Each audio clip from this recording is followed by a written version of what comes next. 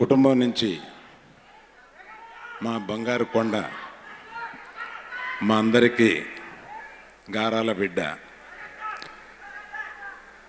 అంటే కనపడగానే మావయ్య అని వచ్చి కావలిచ్చుకుంటే నేను ఇక్కడ తనని పట్టుకుని 2 మాటలు చెబుదాం అనుకున్నాను. ఈ మెగా ఫ్యామిలీలో ఇంకొక ముఖ్యమైన రోజు అని చెప్పాలి. ఎందుకంటే జనరల్గా మన అమ్మాయిల్ని ఫిల్మ్ ఇండస్ట్రీకి కానీ హీరోయిన్లు కానీ చేయడానికి సందేహిస్తూ ఉంటారు. అందువల్లే మనకి ఎక్కువ నార్త్ ఇండియా నుంచి ఇంపోర్ట్ చేస్తూ ఉంటాం హీరోయిన్ని. తెలుగు అమ్మాయిలు ఎక్కువ మంది హీరోయిన్లుగా దొరకరు.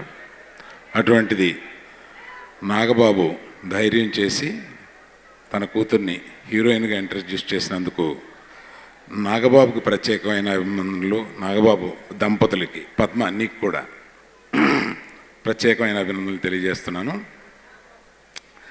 కాకపోతే ఇక్కడ మీతో ఒక చిన్న విషయం పంచుకోవాలి. నాకు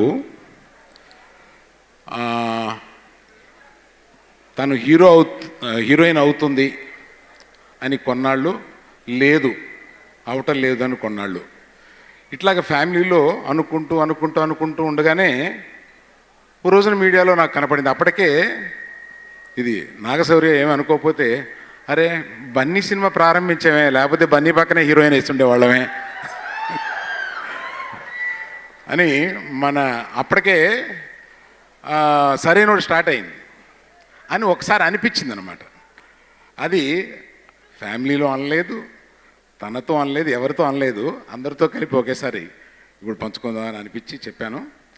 all the best for the Nagashaurya, one of the finest actors we have. For Nagashaurya, to the director, producer, and particularly my dear darling, all the best to you. Thank you.